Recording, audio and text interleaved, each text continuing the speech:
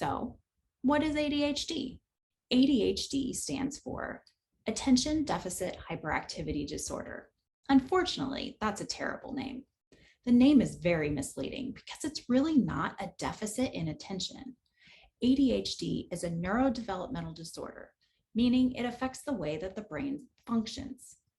It impairs my ability to regulate myself, which includes my attention and my emotions. So, having ADHD means my ability to control or supervise my own attention and emotions is impaired. Essentially, there are cognitive processes that are called executive functions. These are some of the latest cognitive functions that develop in our brain. Usually, they don't fully form until we're in our mid-20s. For neurotypicals, these are basically the secret to successful adulting. These executive functions help us to regulate ourselves within time and space. They are housed in the frontal lobe of the brain called the prefrontal cortex. This area is underdeveloped in those that have ADHD, which means we have fewer neurotransmitters in our brain, and therefore we have lower levels of norepinephrine and dopamine. Dopamine is known as the feel-good hormone.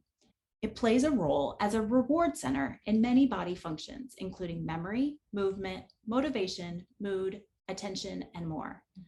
Less dopamine makes seemingly simple tasks feel like death. Norepinephrine, along with dopamine, helps us to pay attention and focus. So basically, executive functions are the skills that allow you to be in charge of you. All of these skills work together to allow you to self-direct and make conscious choices toward your goals. It's important to note that ADHD is a spectrum disorder, meaning not everyone with ADHD will experience the same level of impairment or difficulty in these areas. It varies from person to person. I also want to make it 100% clear that there is zero connection between how smart a person is and ADHD. There is no correlation between intelligence and the ADHD brain. Yes, the way the ADHD brain works does make certain tasks more challenging, but it has nothing to do with a person's IQ. So, how does having ADHD affect people? I'm going to share with you a snapshot of ADHD symptoms. There are definitely more than these, but I wanted to focus on these 5 main areas.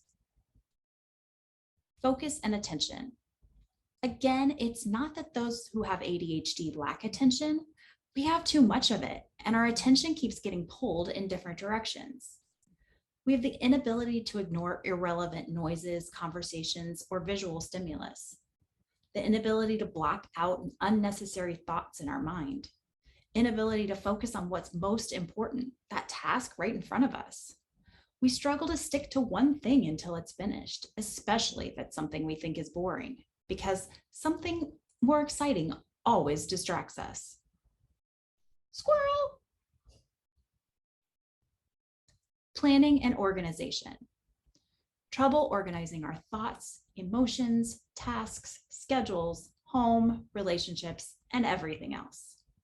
It's hard to make a plan because we can't stop, think, and prioritize.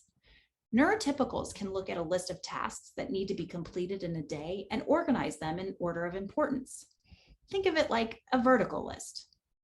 Now, the ADHD brain looks at everything horizontally, where everything is on the same plane and everything seems to be at the same level of importance.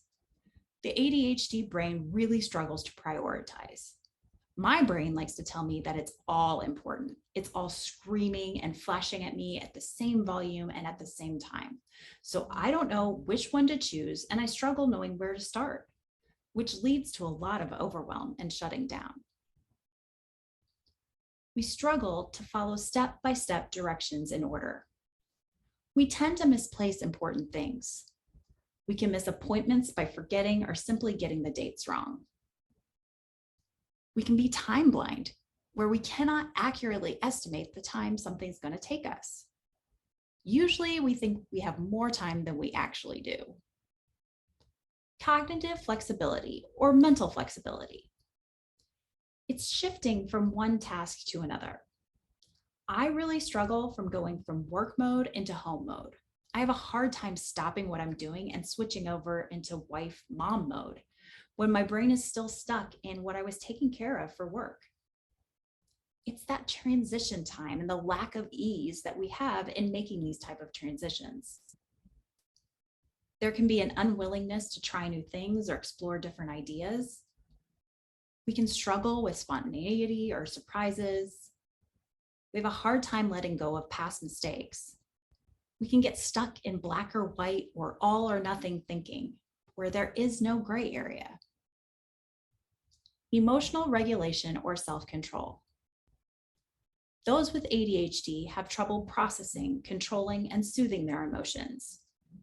Often get more upset than is normal for the situation. We can be explosive and unpredictable.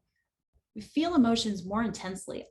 We can be quick to feel impatient, and our emotions change quickly and easily. Get frustrated very easily.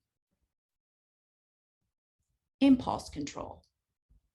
No stop and think. We interrupt people a lot, make rash decisions, jump to conclusions, react too quickly, impulsively start projects without considering all the steps involved, then get frustrated or bored, then impulsively quit the project or task. Most people with undiagnosed ADHD are frustrated, underachieving, and are not living up to their full potential. But when they're diagnosed and begin to manage their ADHD properly, they can turn it into a gift. I practice causal coaching, helping people see how their thoughts lead to their emotions, and their emotions drive their actions, which ultimately leads to their results. I'm not an accountability coach, more of a let me help you see and identify your thoughts sort of coach, and I'd love to help you.